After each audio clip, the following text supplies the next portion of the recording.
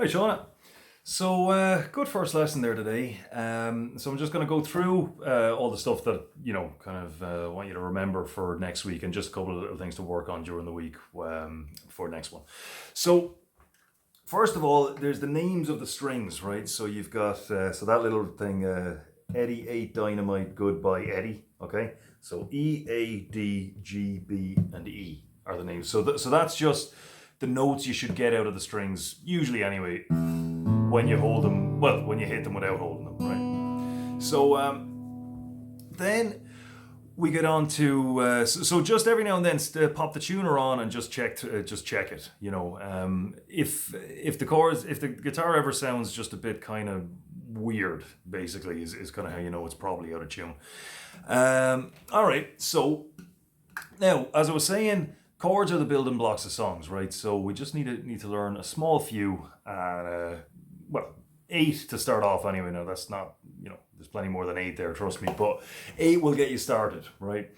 So the first one we did was E minor, right? So that old thing I was talking about finger posture, right, was your fingers should be standing up straight on the string like that, right? So they should be basically perpendicular. So we were talking about the nail thing there, right? So basically, if your nails are long enough to stop you from doing that, then they're too long, right?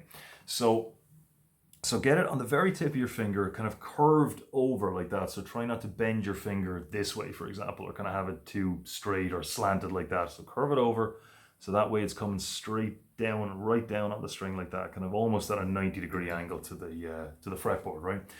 Okay, so this is the first string and this is the sixth. Wish it was the other way around, but what can you do?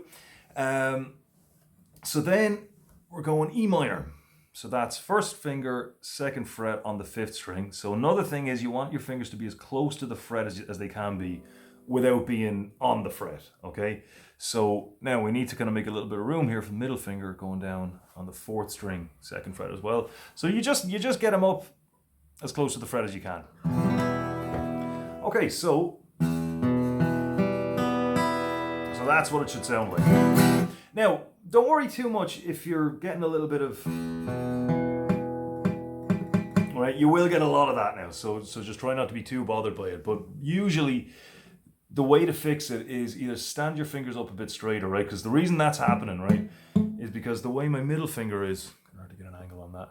See the way my middle finger is not coming straight down and it's touching that 6th string, right? So if I just straighten it up a bit, there we go. Now, or it might be something like that, right? So you see the way I can't get my first finger up as close to the fret as I'd like, so I just need to squeeze it a bit harder is all, okay? There we go. So the next one we did was G major. So from here, now the middle finger's out of the way, so scooch that right up to the fret.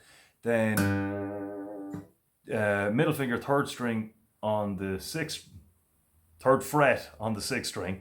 And again, try to kind of reach right up to the top, right? Get right up to the fret, not on it, but just right up to it.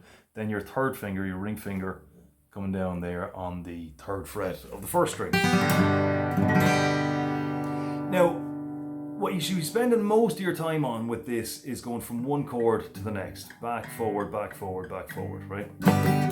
Oh yeah, one more we did as well was A major, okay? So that's 1st finger, 2nd fret of the G string, 3rd string. Now this time we're only going to come up about halfway because again we need to make room, right? Middle finger goes on the string over it, 3rd finger goes on the string under it. And with this one we'll leave out the 6th string, more on that later, okay? So we'll just start from the 5th. Okay? And again, they're not going to be perfect at first, but the more you play them, those little things, as long as you know those things about, keeping your fingers straight up, plenty of pressure, get it right on the tip, get it close to the fret, all that stuff. As long as you're keeping that stuff in mind, those problems kind of fix themselves if you're just playing chords, one after the other after the other. All right. So then there's strumming, right? So a lot of people tend to get caught up in strumming patterns, right? Which they really don't need to. All you need to do is just keep the hand moving down, up, down, up, down, up, down, up the whole time, right? So I'm not suggesting you strum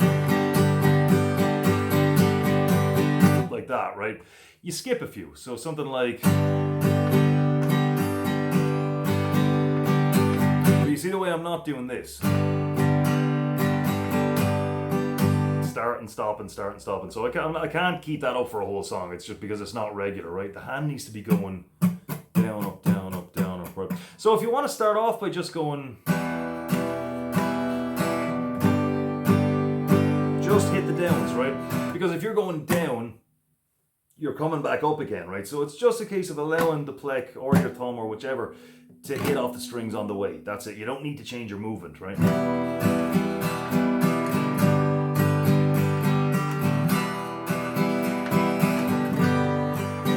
the A.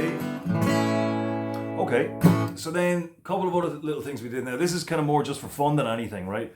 Just for a bit of messing around. So pull-offs, hammer-ons, and slides, right? So we did a little phrase there, a little lick as they call them.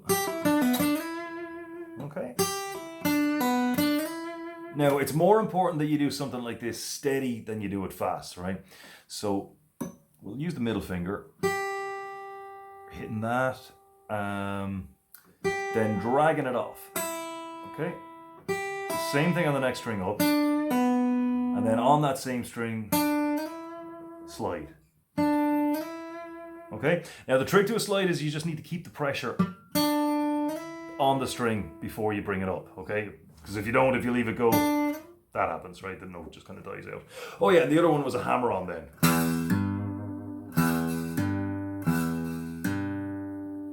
I need to stop doing the wobble. People think that's a part of the thing. It's just a habit I have. So that's all there is to it. You just need to slap your finger down on it hard, okay? So just give yourself a bit of clearance and come down hard and snappy on the string. So now with that, that's just a bit of messing around, okay? So just see what you can do with that, like.